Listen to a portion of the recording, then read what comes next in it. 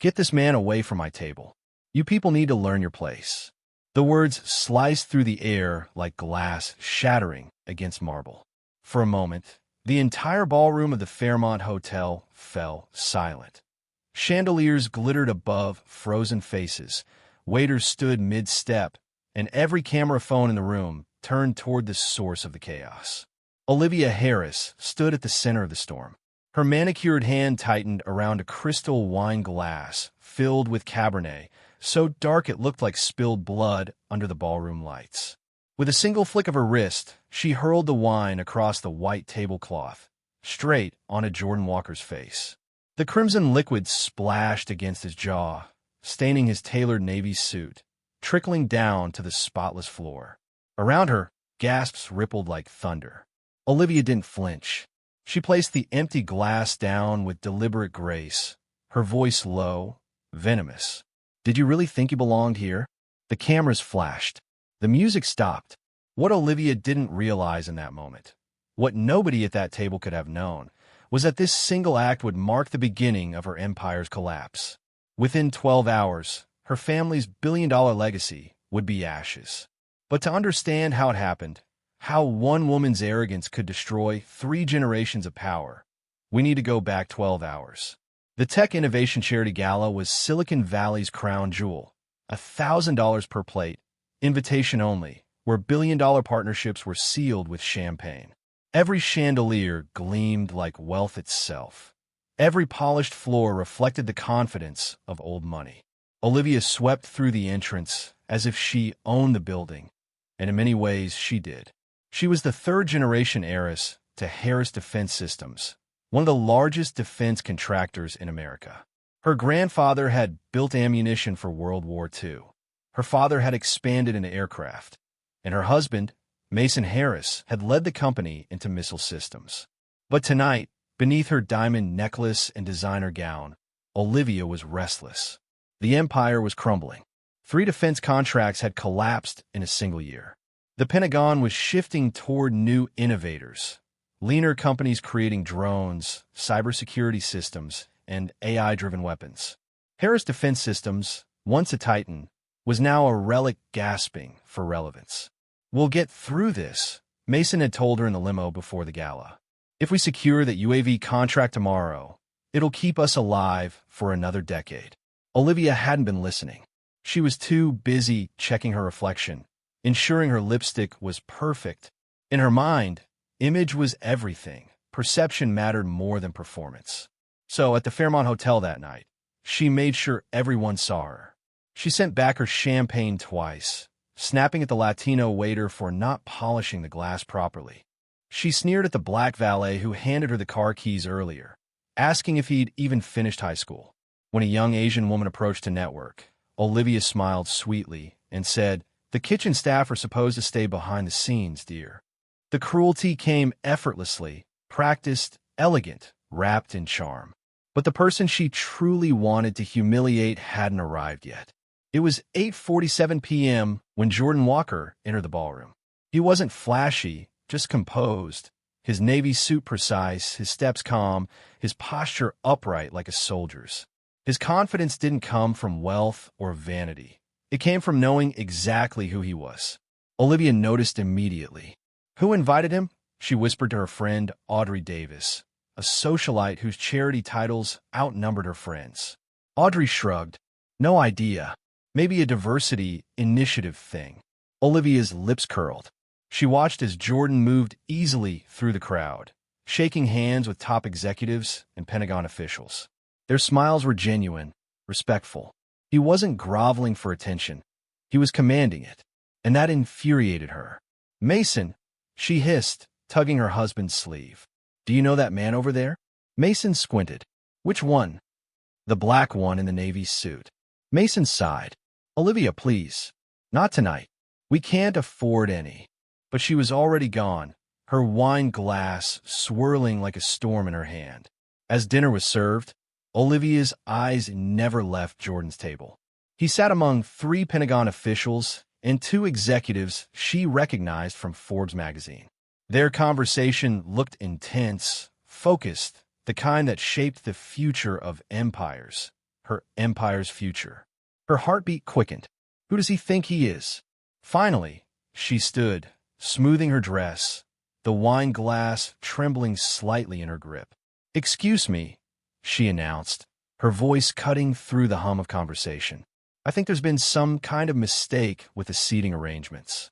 Her heels clicked sharply against the marble floor as she crossed the ballroom. Every eye followed. Jordan turned as she approached, calm, unbothered, his expression unreadable. "Can I help you, ma'am?" he asked politely. "Yes," Olivia said, smiling tightly. "You're sitting at the wrong table." A flicker of confusion crossed his face. "I believe my invitation said Table 12. Her smile hardened. "Table 12 is for actual defense contractors and Pentagon officials, not charity guests. You must have wandered into the wrong section." The air went thick. Conversation stopped. Cameras lifted again. One of the Pentagon officials, a woman with silver hair and a colonel's insignia, said evenly, "Mrs. Harris, Mr. Walker's invitation was personally approved by the Defense Innovation Unit." Olivia froze for half a beat, but recovered quickly. "Oh, that explains it," she said with a brittle laugh. "A diversity initiative. How thoughtful." Jordan didn't respond. He simply studied her, the kind of silent evaluation that makes arrogant people uncomfortable. Olivia leaned closer, voice low enough for the nearby tables, but loud enough to be caught on video. "You should be careful pretending to belong somewhere you don't. People might get the wrong idea." Jordan blinked once, slowly. "I'll take that under advisement, ma'am." The word ma'am landed like a challenge, polite but firm, a reminder that he wasn't intimidated. Olivia's fingers tightened around her glass. The wine shimmered under the light, red and dangerous. Around them, whispers spread like wildfire. Mason's voice echoed faintly from across the room. "Olivia, please." But she was past reason. Her pride was louder than her husband's warnings. And as her hand lifted, as the glass tilted, as time itself seemed to pause, the crowd leaned forward, phones raised, history recording. The first drop of wine fell in slow motion. Then chaos erupted. The night before the gala had been restless for Olivia Harris. She had everything: wealth, influence, and a name that once commanded respect in every corner of Washington. Yet for all her privilege, a quiet dread gnawed at her. Behind the luxurious walls of the Harris estate, the truth was simple: the empire was dying. In the Harris mansion study, her husband Mason Harris sat behind a mahogany desk stacked with reports. Red numbers, canceled contracts, silence from the Pentagon. Harris Defense Systems, once the pride of American engineering, was now a sinking ship. "The Pentagon's changing direction," Mason said, his voice calm but tired. "They're going digital, drones, cyber defense, artificial intelligence.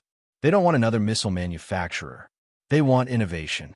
Olivia stood by the window, her reflection shimmering in the glass. "So innovate," she said simply. He gave a humorless laugh. "It's not that easy. The new generation of contractors, they think differently. They don't rely on legacy or history. They rely on performance."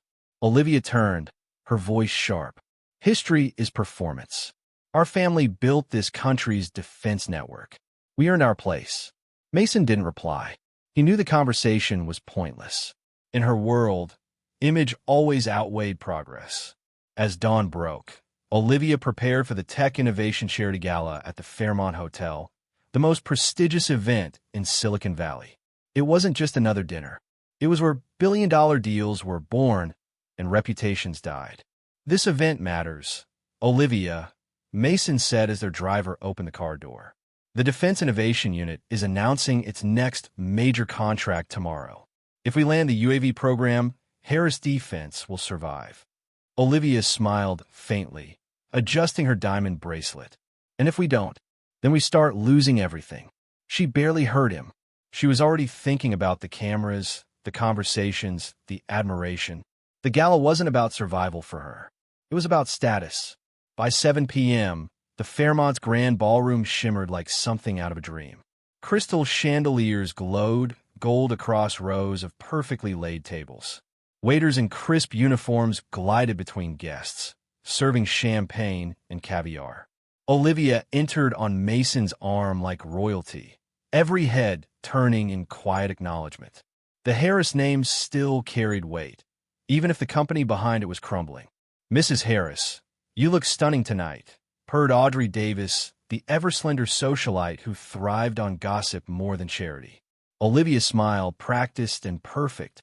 "Of course I do, darling. One must look like success, even when the markets say otherwise." Audrey laughed, a soft, empty sound. From that moment, Olivia worked the room with surgical precision. She shook hands, complimented dresses, exchanged air kisses. But every move was calculated, every glance measured.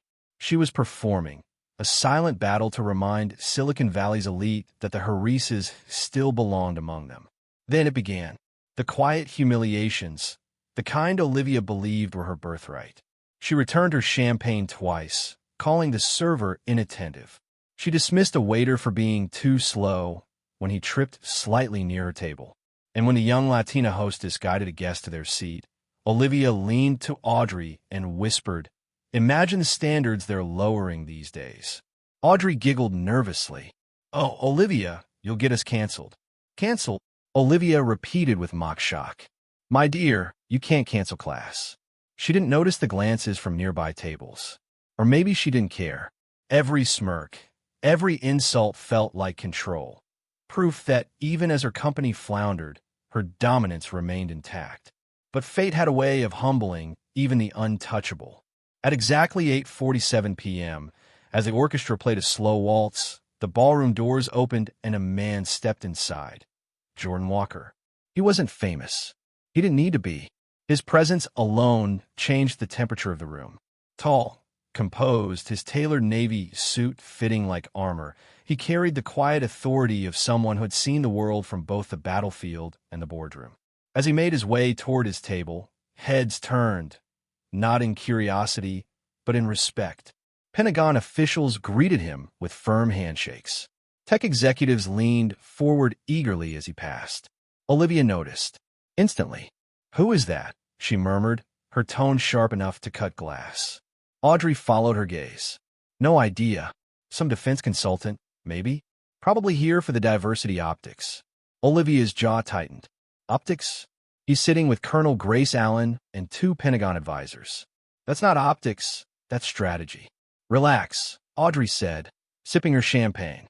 "He's probably harmless." But Olivia couldn't relax. She watched him with growing irritation as laughter erupted from his table. They were discussing something serious, something she should have been part of. When Mason returned from greeting a senator, Olivia grabbed his sleeve. "Do you know that man?" Mason frowned. "Which one?" "The man in the Navy suit, the one talking to Colonel Allen." Mason followed her line of sight. "That's Jordan Walker, I think. The DIU invited him." I don't care who invited him," Olivia snapped. "He doesn't belong at a table like that." Her husband sighed. "Olivia, please. Don't make a scene." But it was too late. In her mind, she already had a story, a narrative where a stranger dared to challenge her status, and she would put him back in his place. As the night deepened, Olivia's irritation fermented like wine left too long uncorked. Every time Jordan smiled, every time someone laughed at his remarks, her anger grew. By dessert, she couldn't take it anymore. She lifted her glass, her reflection gleaming in the deep red liquid. "I think," she said softly to Audrey, "someone needs a reminder of how this world works." Audrey's laughter died in her throat. "Olivia, don't." But Olivia was already standing, her heels clicking against the marble floor, her wine glass trembling slightly under the chandelier's light. Across the ballroom, Jordan Walker looked up, as if he knew what was coming. The sound of Olivia's heels striking the marble floor echoed through the ballroom, sharp and deliberate, like a warning. Conversations hushed.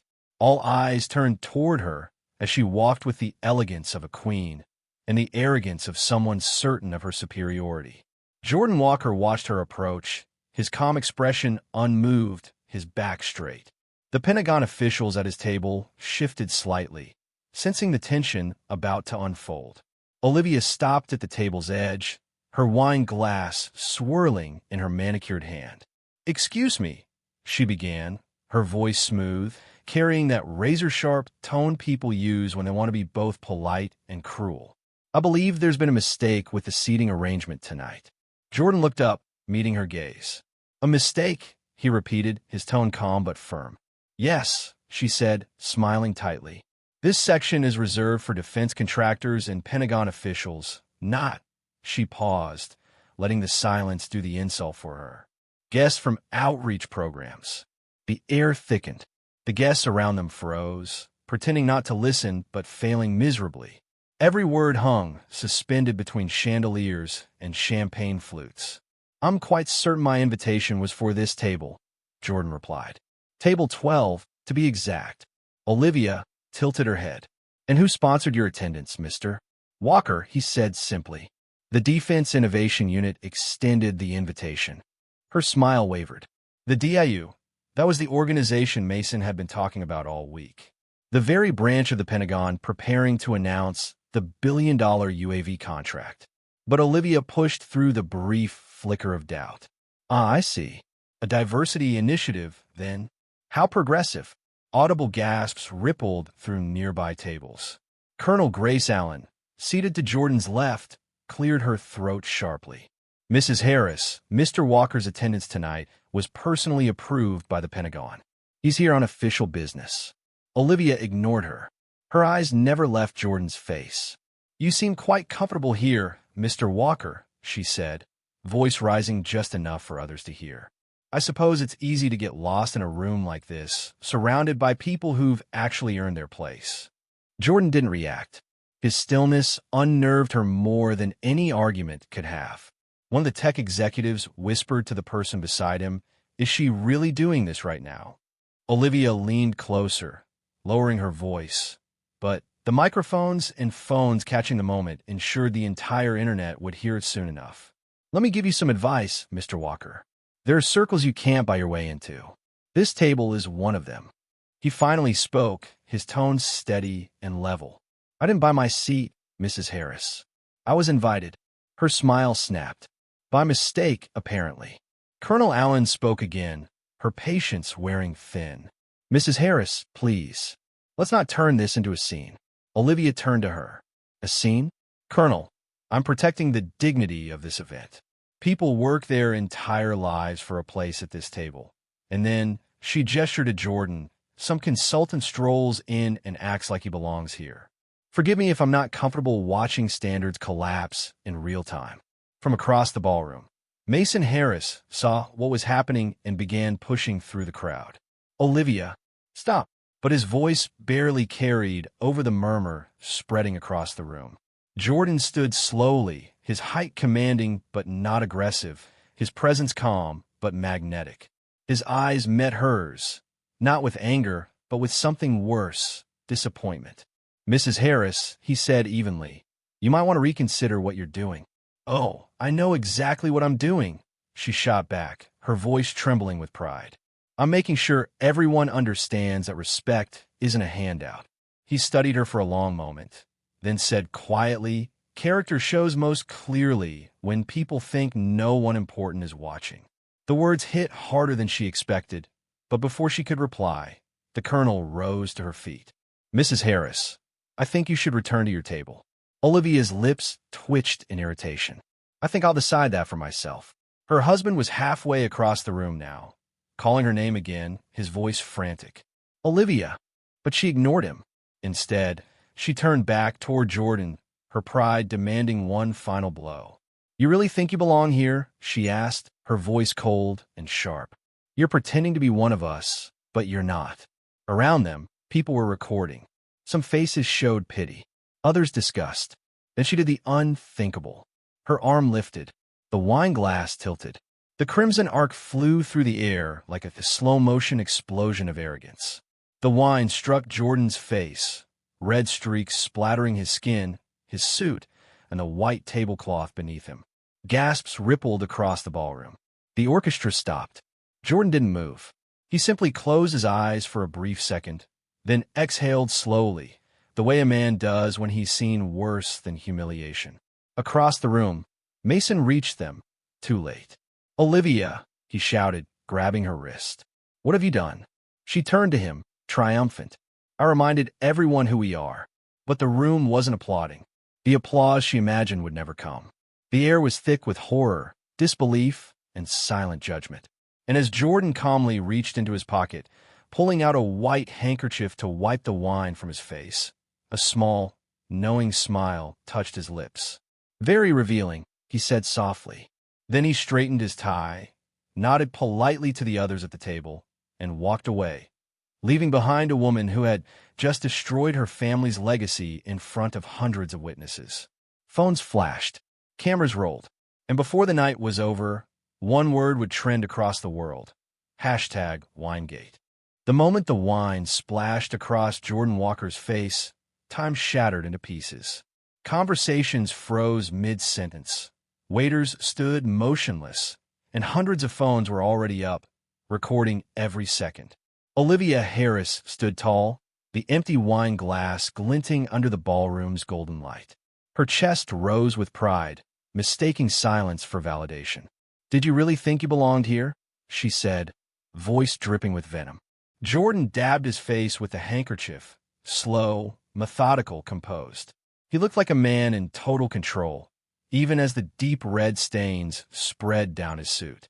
"Interesting choice, Mrs. Harris," he said quietly. "Very revealing." "Security," Olivia barked, waving her manicured hand. "Get this man away from my table." Two guards began to move, but Jordan raised a calm hand. "That won't be necessary," he said. "Mrs. Harris has just expressed her view of America's defense hierarchy. I think we've all learned something valuable tonight." The words cut through the silence like a blade. His composure only deepened the humiliation. Mason finally reached her side, face pale with horror. "Olivia, what did you just do?" "What needed to be done," she replied, her voice steady. "I put people back where they belong." The Pentagon officials at the table exchanged glances, not of shock anymore, but of conclusion. They'd seen enough. Jordan turned to them. "Colonel Allen, gentlemen, I think that concludes my evaluation for tonight." Evaluation. The word struck Mason like lightning. Jordan folded his stained handkerchief neatly, set it on the table, and with quiet authority, left the ballroom. His steps were steady. Each one echoed the sound of $1 billion walking away. By the time the last drop of wine had dried on the white tablecloth, the entire room had seen what kind of woman Olivia Harris really was. Within minutes, hashtags began spreading across social media. #Winegate, #Harris Racism, #Fairmont Fiasco. Every angle of the video hit the internet before dessert was served. The footage was brutal. Olivia's sneer, Jordan's calm restraint, the crowd's horrified silence. In less than an hour, the clip had crossed 1 million views. Mason sat in the limo afterward, his hands shaking as he scrolled through the avalanche of notifications. Every major news outlet had picked it up. His phone rang nonstop. Board members, PR heads, journalists, all asking the same question: what happened to the Fairmont Hotel?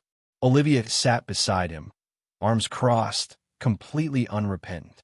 "People are overreacting," she said dismissively. "They'll forget by morning."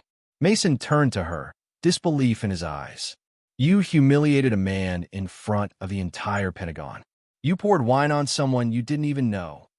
"I knew enough," she snapped. "He didn't belong at that table. He didn't belong in that conversation." "Do you even hear yourself?" he whispered. "Do you understand what you've done?" But she didn't. Not yet. By the time dawn broke, the internet had chosen its villain. Olivia Harris became the face of American arrogance overnight. Clips of her sneering went viral. Memes flooded every platform. Late-night hosts joked about wine diplomacy. But the real damage wasn't online, it was financial. Harris Defense Systems stock dropped 15% in pre-market trading. The company's official email inbox was flooded with calls for boycotts. 3 subcontractors suspended their partnerships before sunrise. Mason spent the morning fielding panicked phone calls from investors. "This isn't sustainable," one shouted through the speaker. "Fix it or you'll be out." He didn't know how, because the man Olivia had humiliated wasn't just anyone. He wasn't a social climber, a consultant, or a charity donor. He was General Jordan Walker, head of the Defense Innovation Unit, the man overseeing over $50 billion in annual defense contracts. And he had been evaluating Harris Defense Systems as a finalist for the next $1.2 billion UAV program. When Mason finally got the confirmation, his blood turned to ice. The news came from a Pentagon contact. "I'd cancel any future travel plans to D.C., Mason. The deal's gone." Gone. Walker made his recommendation this morning. He called it a matter of principle. Mason collapsed into his chair. At the same time, Olivia was live on national television. Dressed elegantly, sitting under perfect lighting, she told her version of events, the truth, as she called it. "I was standing up for tradition," she said to the anchor. "For values. This country used to reward hard work and discipline, not political correctness. People are too sensitive these days." The clip spread faster than her wine video. Her arrogance became the fuel that set her world on fire. By the time Mason got home, hashtag boycott Harris Defense was trending globally. News anchors dissected her every word. Protesters had gathered outside their gated estate, chanting her name. Inside, Olivia was on the phone with Audrey Davis, pacing the living room. "They're twisting my words. I was defending our legacy." "Olivia," Audrey whispered nervously, "you might want to stop talking to the press." "I'm not hiding," Olivia said sharply. "They can't cancel someone for telling the truth." But the truth was no longer hers to control. Hours later, Mason's phone rang again. The caller ID displayed a number he didn't recognize, but his gut told him to answer. "Mr. Harris?"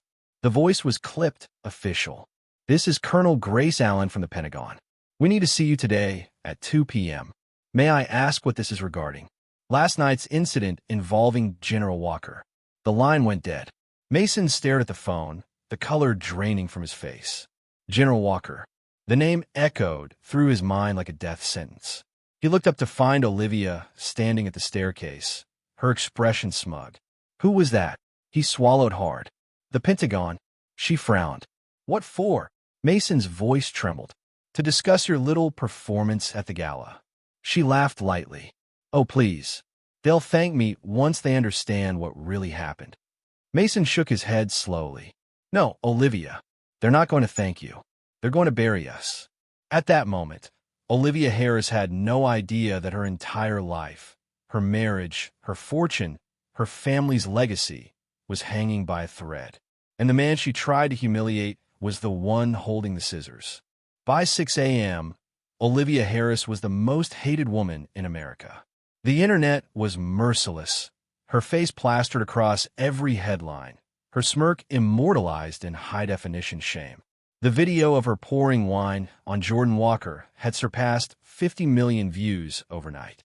Every network replayed it with gleeful disgust. The hashtags multiplied. Hashtag Winegate, hashtag Racisteris, hashtag Cancel Harris Defense. In a desperate attempt to control the narrative, Olivia posted on Instagram at 2 a.m., her manicured fingers trembling only from anger, not remorse. "Sometimes standing for what's right isn't popular," she wrote. "Real Americans don't apologize for defending values." Hashtag Truth Matters, hashtag Real Talk, hashtag No Apologies. Within hours, that post had more than 30,000 comments, most of them furious. Influencers, journalists, and activists united in one voice: boycott Harris Defense Systems. By sunrise, Mason's phone was blowing up. His assistant's trembling voice broke through the chaos. "Sir, the stock is down 20% in pre-market trading. Investors are panicking." He pressed his fingers to his forehead. "Give me everything you can find on Jordan Walker." Now, 3 hours later, the report landed on his desk. 2 pages. Sparse. Too sparse. Born in Detroit. West Point graduate. Military service record classified. That was it. No LinkedIn. No social media. No public records beyond the basics, the assistant said. "It's like he doesn't exist." Mason looked up slowly. People who don't exist online usually have one thing in common. The assistant hesitated. "Government clearance." Mason's stomach turned. "You think he's CIA, DIA, or Pentagon?" The assistant replied softly. "And, sir, he was sitting with Colonel Grace Allen and 2 Defense Innovation Unit officials." "That's not random." Mason's hands shook. My God. Olivia poured wine on a general. By the time he processed that thought, Olivia was already live on a local morning show, smiling proudly as if she hadn't destroyed their lives. I stand by my actions, she declared to the host. This country's losing its standards. People think diversity means lowering the bar, and I'm not afraid to say what everyone else is thinking. The host's smile faltered. Mrs. Harris, people are calling your remarks racist. They can call it whatever they want, she interrupted. I call it honesty.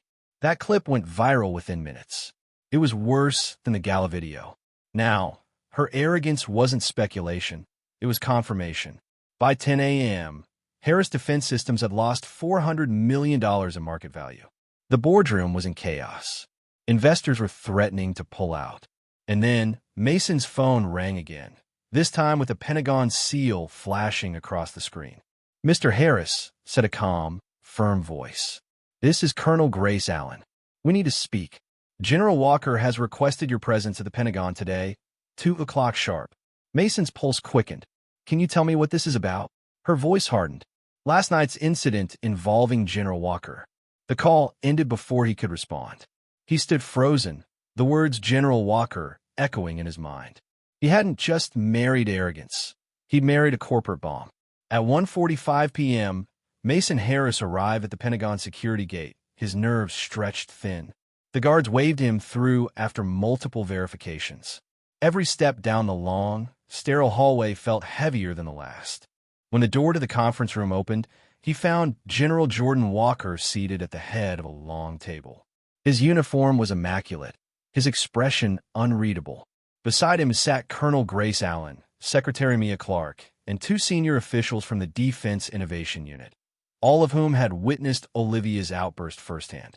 Please sit down, Mr. Harris, General Walker said, his voice calm but weighted with authority. We have much to discuss. Mason sat, his throat dry. General Walker, I can't begin to express how sorry I am for my wife's behavior. She was racist, the general said quietly, cutting him off. Yes, Mr. Harris. We're in agreement there. Mason flinched. General Walker folded his hands neatly on the table. Let me explain something. The Defense Innovation Unit doesn't only evaluate technical capacity. We evaluate character, the leadership behind the technology, the people we choose to trust with billions of dollars and the lives of American soldiers. Mason nodded weakly. Of course, General. That makes perfect sense. Last night, Walker continued, I was conducting a cultural assessment of potential partners for our new UAV initiative, a $1.2 billion contract. Harris Defense Systems was at the top of our list. Mason's heart stopped. General Walker's tone remained even. Your technology was impressive. Your proposal strong. But when your wife poured wine on a Pentagon representative while calling him unqualified, she didn't just humiliate herself. She gave us insight into your company's culture. Colonel Allen slid a tablet across the table. On the screen, Olivia's wine-pouring video looped over and over, followed by her unapologetic TV interview. Mason couldn't breathe. Walker's voice stayed calm, but precise. Mrs. Harris demonstrated the exact lack of integrity, discipline, and respect that disqualifies a contractor from serving this nation. Secretary Clark opened a file. And our review shows this wasn't an isolated incident. 3 prior discrimination suits in your company. 2 settled. 1 proven. Mason swallowed hard. Those were isolated. Were they? The general asked quietly. He rose from his chair and walked to the large screen at the end of the room. With 1 tap, images appeared. A slideshow of a young Jordan Walker in combat gear, standing with soldiers in Afghanistan, receiving medals, leading missions. I enlisted at 18, Walker said. Served 3 tours. Lost friends. Fought for a country that didn't always fight for me. I earned my stars 1 scar at a time. He turned back to Mason. So when your wife looks at me and sees someone beneath her, I don't take it personally. I take it professionally. He paused. Because it tells me everything I need to know about how Harris Defense Systems sees the people it serves. Mason's voice cracked. General, please, we can fix this. We'll make a statement, apologize. It's too late, Walker said, his tone final. The UAV contract was awarded to Northrop Grumman this morning. Mason froze. But that's $1.2 billion, Walker finished. Gone, along with your credibility. Colonel Allen added, a full review of your existing contracts is underway. Any evidence of discriminatory practices will result in immediate termination. Mason pressed a hand to his chest. This will destroy us. General Walker's expression softened slightly. That depends on you. You can let it destroy you, or rebuild from it. Mason looked up, desperate. What do you want me to do? Fire your wife, Walker said simply. Publicly. Implement genuine reform. Hire external oversight. Create change, not statements. Mason nodded shakily. Yes, sir. I'll do whatever it takes. The general leaned forward. Even if it means choosing integrity over family? Mason hesitated. Then, quietly, yes. Walker gave a single nod. Then maybe Harris Defense Systems still has a future. As Mason left the Pentagon that afternoon, his phone buzzed. Dozens of missed calls, all from Olivia. He didn't answer. He stepped into the sunlight, realizing the truth. His wife hadn't embarrassed him. She had committed corporate homicide, and she was still holding the smoking gun. The Harris mansion was quiet when Mason returned from Washington that evening, but the silence was heavy, the kind that follows a storm that has torn through everything in its path. He opened the door to find the living room transformed into a makeshift studio. Bright ring lights, microphones, and cameras all pointed at one woman who refused to admit defeat. Olivia sat on the velvet couch, her makeup flawless, her posture regal. Across from her was Austin King, a right-wing podcast host who had built his brand on outrage. What people don't understand, Olivia was saying, is that I was standing up for American values, for merit over political correctness. Mason stood in the doorway, frozen. Every word she spoke was another bullet through what little remained of their reputation. Someone had to say it, Olivia continued. Diversity has become a weapon against excellence. Do you have any regrets? Austin asked. None whatsoever, she said. I'd do it again tomorrow. Mason reached for the power switch on the nearest light and flipped it off. Everyone out, he said, his voice low but filled with steel. Austin hesitated, looking between them. Ma'am. Now, Mason barked. The crew scrambled to pack up their equipment, leaving cables and coffee cups in their wake. When the front door shut behind them, the silence returned. Only this time it burned. Olivia crossed her arms. What's your problem, Mason? I was finally telling our side of the story. Our side, he said, his voice trembling. You mean the side that just cost us every contract, every investor, every ounce of respect? She waved a hand. The world's gone soft. It'll blow over. He stared at her, incredulous. You poured wine on a general, Olivia. A general who controls $50 billion in Pentagon spending. Her smile faded. What? General Jordan Walker, Mason said slowly. Head of the Defense Innovation Unit. The man you called unqualified. The man you drenched in Cabernet in front of 300 witnesses. Her face went pale. That's impossible. No, Mason said, his voice breaking. What's impossible is how blind you are. You didn't just insult a guest. You destroyed our legacy. She sank into the couch, shaking her head. He didn't look like a general. It shouldn't matter what he looked like, Mason snapped. It shouldn't matter who he was. You don't treat anyone that way. He pulled a folded paper from his jacket and threw it on the table, the Pentagon's notice. We lost the UAV contract. Northrop Grumman got it. We're under federal review. Olivia stared at the paper, her pride crumbling for the first time. We can explain. Explain what? Mason shouted. That my wife is a racist who humiliated a war hero on camera? Before she could answer, his phone buzzed again. Emergency board meeting. Your father called it, he said quietly. You should come hear what the people you've ruined have to say. 2 hours later, the Harris Defense Systems boardroom was filled with the company's most powerful stakeholders. Portraits of past generations hung on the walls, watching in silent judgment as the family legacy unraveled. At the head of the table sat Scott Harris, Olivia's father and the company's founder. His silver hair gleamed under the conference lights, his expression carved in stone. Olivia, he began, voice low but deadly calm. Explain to me what you were thinking. She tried to summon her old confidence. I was defending our reputation. That man was clearly General Jordan Walker, interrupted Nora Wright, a board member and retired colonel. I served under him in Afghanistan.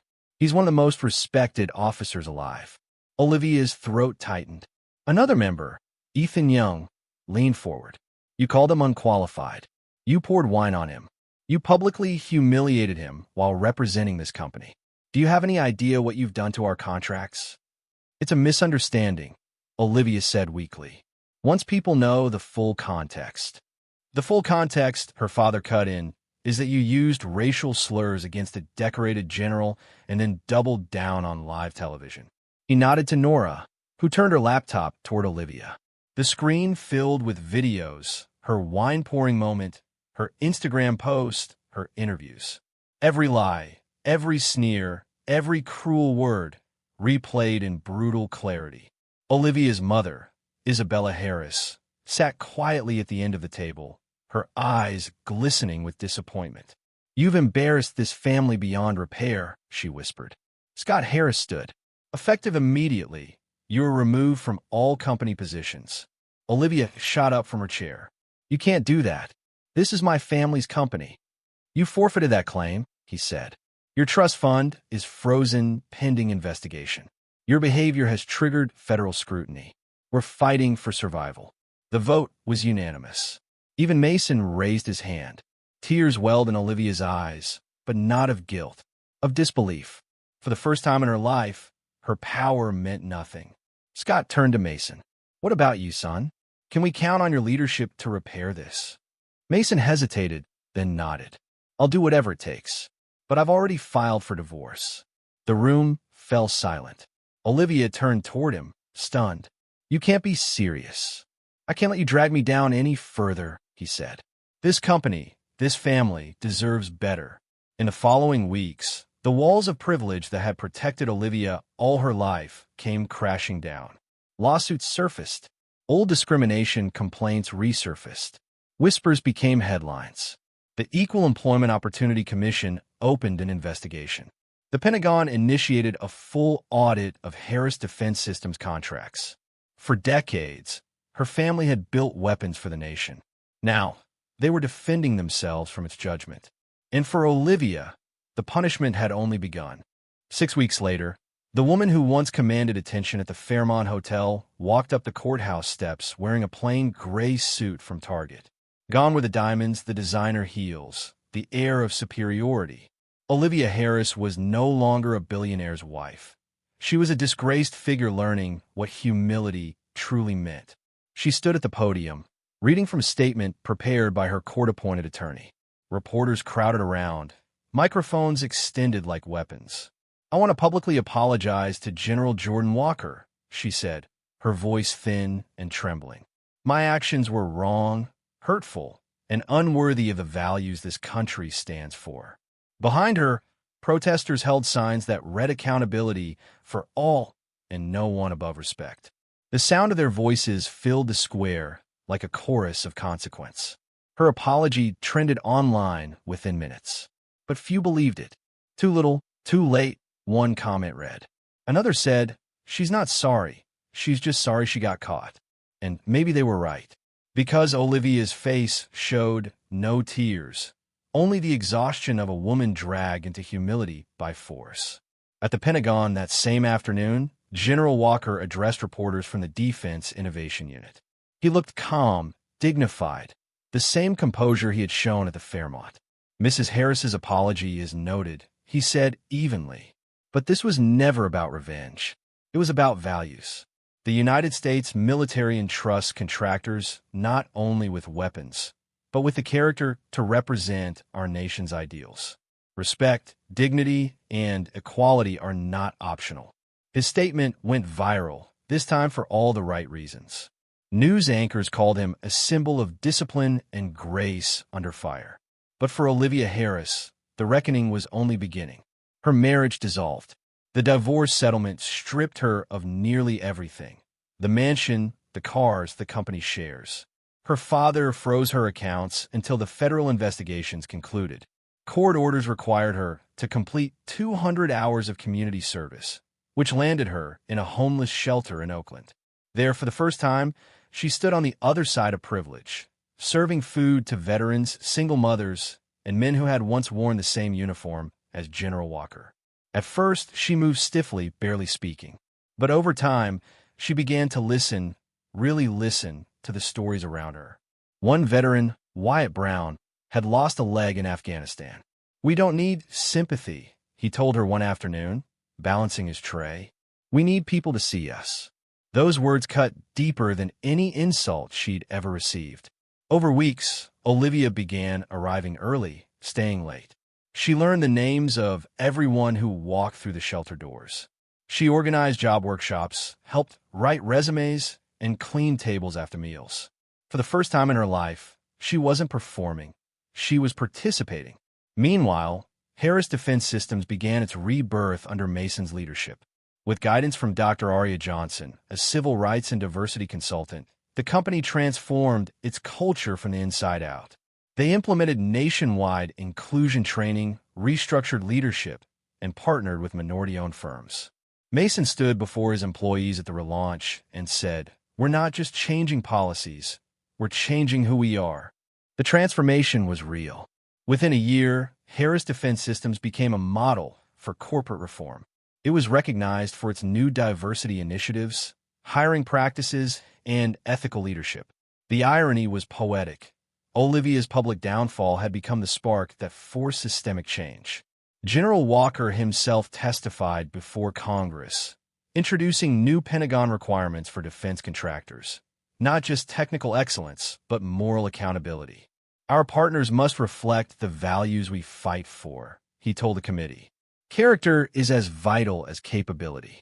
Those policies spread through the defense industry like wildfire. By the end of the year, more than 300 companies had adopted similar reforms.